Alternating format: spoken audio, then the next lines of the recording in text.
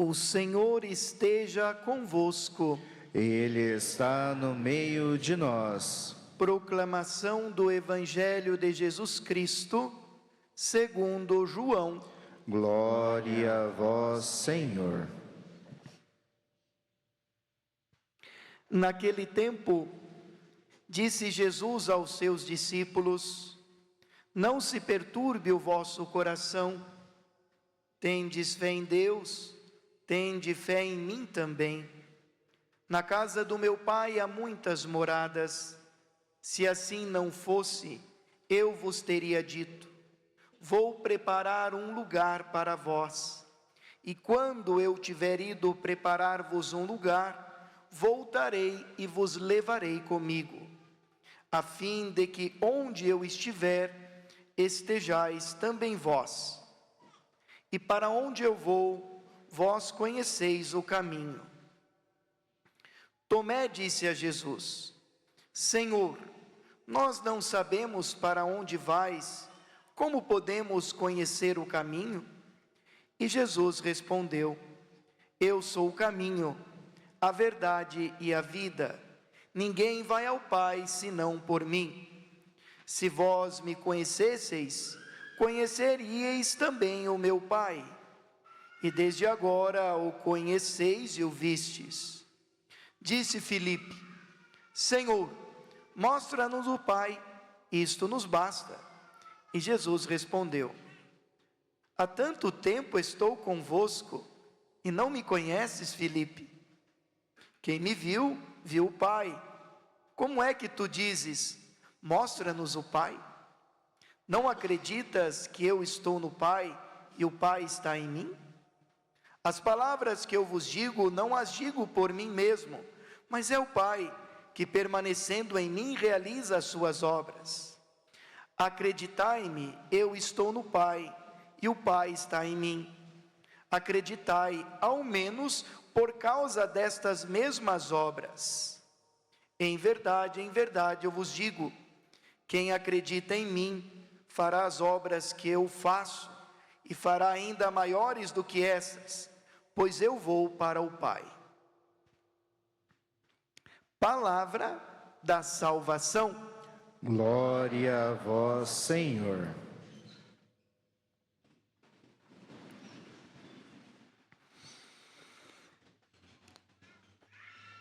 Amados irmãos e irmãs, nós estamos nesta caminhada bonita do tempo pascal, onde o nosso coração se enche de alegria pela certeza ou na certeza do Cristo ressuscitado dos mortos. E a partir da ressurreição de Cristo, a liturgia da igreja nos propõe esta releitura das falas de Jesus, dos discursos de Jesus que precederam a sua paixão, morte e ressurreição. Há 2 domingos atrás, nós meditávamos o Evangelho dos discípulos de Emaús. E a gente, ali naquele Evangelho, meditava justamente o próprio Jesus, que junto aos discípulos, naquele caminho, vai reinterpretando, Cristo ressuscitado mesmo, vai reinterpretando o Antigo Testamento, questionando os discípulos que estavam desanimados, porque ele havia morrido, e ainda não haviam reconhecido a sua presença viva, ressuscitada no meio deles. Então esse discurso é o discurso feito por Jesus na sua ceia, preparando os discípulos para o que iria acontecer. Por isso, as primeiras palavras que saem da boca de Jesus são essas: não se perturbe o vosso coração, tendes fé em mim. Eu vou para o Pai, e lá junto do Pai vou preparar para vocês uma morada. E aí, claro, Tomé vai dizer: Senhor, nós não sabemos para onde vais, então como podemos saber o caminho? E aí Jesus responde: Eu sou o caminho, a verdade e a vida. E a resposta de Jesus é aquilo que nós temos meditado neste tempo pascal. Tanto no Evangelho dos discípulos de Emaús, como no domingo passado, quem veio à missa, nós meditávamos o Evangelho em que Jesus se apresenta como sendo a porta das ovelhas, como sendo o bom pastor, e a gente refletia sobre isso, que o cristianismo não é a religião do livro, não é uma religião de teoria, não é uma religião intelectual, não é uma doutrina filosófica. O cristianismo é uma pessoa, e essa pessoa se chama Jesus. Nós professamos a fé em uma pessoa, e esta pessoa é Jesus. E por isso Jesus vai dizer: eu sou o caminho, a verdade e a vida. Ele não vai dizer, o caminho é ali, o caminho é este. Ele não vai dizer, a verdade está nesse livro, a verdade está naquele manual. Não, ele vai dizer, eu sou o caminho, a verdade e a vida. Então, se eu quero ser cristão de verdade, eu preciso seguir Jesus, eu preciso acolher esta pessoa, eu preciso, através da minha vida de oração, e no caso nós na igreja pela via sacramental, eu preciso criar esta comunhão, esta relação com Ele. Por isso que na história da igreja, nós vamos enxergar inúmeros santos que foram místicos, que falavam coisas sublimes, que os filósofos não conseguiam entender e que eram analfabetos ou semi-analfabetos.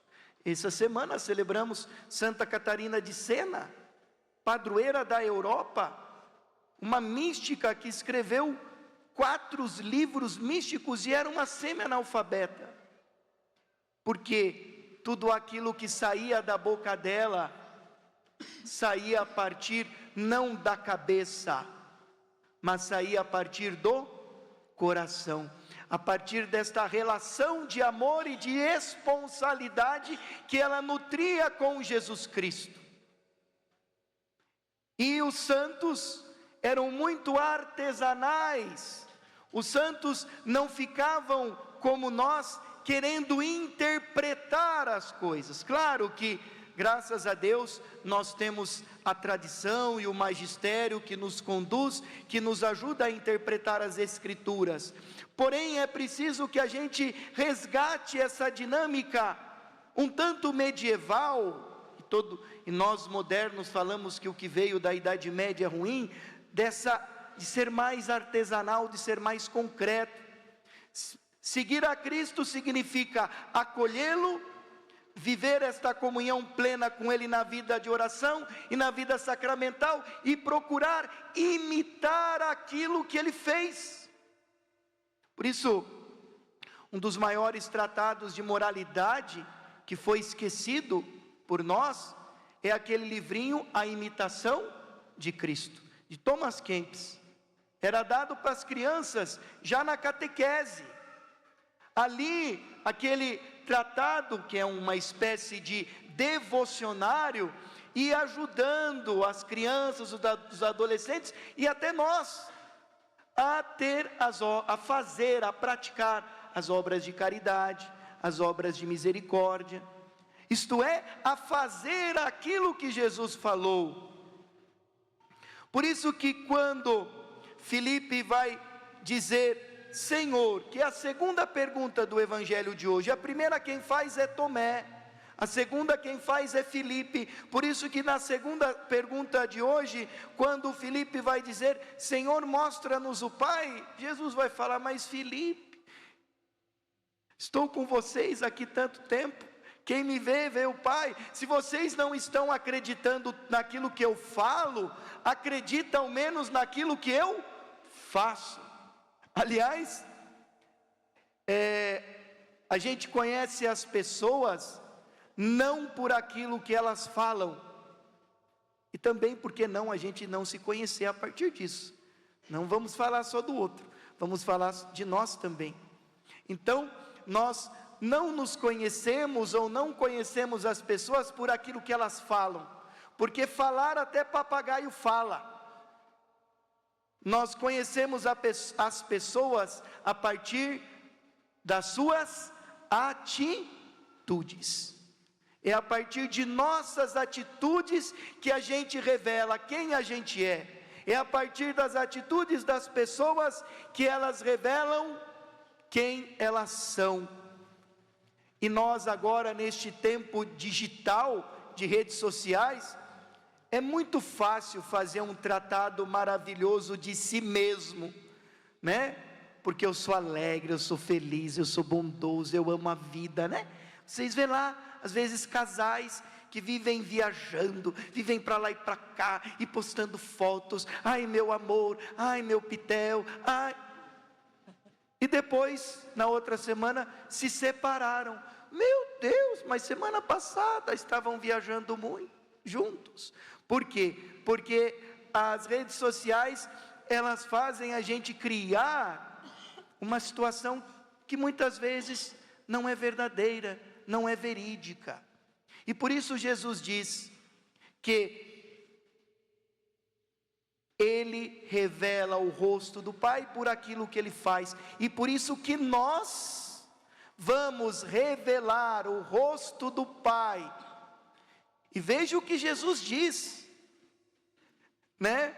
Quem acredita em mim e me acolhe, não só fará as obras que faço, mas fará coisas maiores ainda. Veja o que Jesus está dizendo, gente. Veja que peso que tem isso. Então, ou seja, essa consciência de que ao acolher Jesus, eu preciso buscar, repetir artesanalmente no meu dia a dia aquilo que Ele fez. Por isso que a pergunta-chave em todas as situações de nossa vida, quando você tiver uma profunda dúvida do que fazer em uma situação, qual que é a pergunta-chave que o cristão deve se fazer? O que Jesus faria diante dessa situação? Nem sempre isso é fácil, porque quando alguém nos ofende, pisa em nós, difama nós sem razão, fala mal da gente, prejudica a gente quer fazer o quê? A gente quer fazer a mesma coisa, né? Se pudesse passar com o trator em cima. Mas o que é que Jesus fez com aqueles que pregaram Ele na cruz? O que Ele falou no alto da cruz? Pai, perdoa-lhes, eles não sabem o que fazem. O que é que Jesus mandou a gente fazer quando alguém desse um tapa na nossa cara? Dá outra face. Claro que a igreja reconhece a legítima defesa, mas Jesus ali estava ensinando um caminho para a construção da paz. Então, se eu quero paz, eu tenho que ceder. Se o meu marido chega em casa estressado do trabalho e me dá uma fala atravessada, e eu falo outra coisa mais atravessada ainda, e ele fala outra coisa, e eu falo outra, dali a pouco tem copo voando, prato para todo lado. Então, enquanto um não ceder, a briga vai continuar. Então, amados, não é fácil. Por isso esse livro, A Imitação de Cristo, é em forma de exercícios, para que a gente exercite as virtudes. Nós que estamos fazendo este caminho com Jesus, ou o que é Jesus, o cristianismo, eu já lembrava isso no dia que meditávamos os discípulos de Emaús. O cristianismo era chamado de o caminho, Então nós que fazemos este caminho que é Jesus, a gente precisa aceitar a verdade de nós mesmos, aceitar que muitas vezes vivemos na mentira, que muitas vezes fantasiamos as coisas, que muitas vezes criamos essas coisas maravilhosas na internet que não correspondem à realidade. E se eu não vivo na verdade, vivo na mentira, me enganando os outros, eu não posso ter a vida verdadeira. E eu não posso então entrar nesta morada que o Senhor preparou para mim e que vai começar aqui. É interessante que nós temos outra mística da igreja, Santa Teresa de Ávila, que escreveu o Castelo Interior, que fala sobre justamente as 7 moradas que a alma humana passa para a comunhão plena com Jesus. E esta comunhão começa aqui. Para que a gente tenha uma morada lá, a gente precisa deixar com que Ele se faça morada em nós aqui. Porque quando eu ou vocês fizermos a nossa passagem, a nossa Páscoa, quando a gente morrer, que para nós não é morte, mas é Páscoa, eu não vou chegar lá na porta do céu outra pessoa. Eu lembrava hoje de manhã na missa, né? Que a gente tem um costume cultural um pouco assim, complicado. Todo mundo que morre vira santo, é bonzinho, né? Cara, fez um monte de pilantragem, morreu, a gente diz, nossa, mas era tão bonzinho. E a gente acha que daí a pessoa morreu, aí nós temos que mobilizar Cascavel todo para um padre ir lá rezar, porque o padre vai salvar ele. Claro, é importante a encomendação do corpo, feita pelo padre, pelo diácono, que agora vocês sabem que é a função do diácono principal, as exéquias. Então é claro, essa assistência espiritual à família enlutada. Mas a nossa salvação, a gente não vai construir depois da morte não. A gente constrói agora. É agora que a gente constrói a nossa salvação. Eu não vou chegar outro Leandro na porta do céu. Se eu vivi a vida toda sem rezar, não consigo ficar 1 hora na missa, se o padre exagera 5 minutos do sermão, meu Deus, o padre hoje falou demais, o padre Leandro, não acabava esse sermão, né? Como que depois eu quero passar a eternidade junto de Deus, se eu não aguento ficar 1h15, 1h20 na igreja? Então, amados, essa morada que Jesus disse que está preparando para nós lá, ela será preparada para aqueles que são deles, para aqueles que admitiram que aqui nesta terra Ele fizesse morada nele, em nós. Por isso Santa Teresa d'Ávila vai dizer do castelo interior. Então, nós não vamos ser outros. E eu dizia de manhã, quando a gente chegar na porta do céu, vai ser apresentada por São Pedro. A gente tem esse costume, né? Que é um costume até cômico, né? Que São Pedro vai estar na porta do céu, porque ele tem a chave. É interessante as coisas da cultura popular, né? E São Pedro vai levantar a nossa capivara. E não vai adiantar a gente falar, ai São Pedro, mas olha, eu fiz isso, olha, mas eu era tão bom. Não, lá não vai ter, São Pedro não vai olhar o seu Instagram, não. Ele vai olhar a sua capivara. Se a capivara for boa, entra para a morada que Jesus preparou. Se a capivara for ruim, olha meu querido, você viveu uma vida longe de Deus, fora da graça de Deus, nunca foi na igreja, nunca se confessou, nunca comungou. Você gostava de Deus? Ah, mas eu amava a Deus. Ué, o que o padre falou? O amor não se prova com palavras, o amor se prova com atitudes. O que Cristo responde né, para Filipe, né? Se você não crê no que eu falo, poxa, Filipe, tudo bem, você até pode achar que eu sou labioso, né? Eu sou um rabino labioso, que nem os judeus acham, mas você não convive comigo, você não está vendo o que eu faço? Então que nós possamos, de fato, nesse tempo pascal, fazer de Jesus verdadeiramente o caminho, a verdade e a vida. Que a gente possa criar essa relação íntima com Ele, através da vida de oração, através, né, da via sacramental, para que a gente possa permitir que Ele faça morada em nós, e a gente possa um dia ocupar esta morada que Ele preparou. Aí sim, nesta união perfeita com Deus, com Jesus, a gente não vai perturbar o nosso coração, e a gente vai conseguir passar com mais serenidade, com mais tranquilidade e paciência, todos os desafios que a vida nos impor, porque Ele assumiu a cruz, e nós também teremos que assumir a nossa cruz de cada dia. Louvado seja nosso Senhor Jesus Cristo.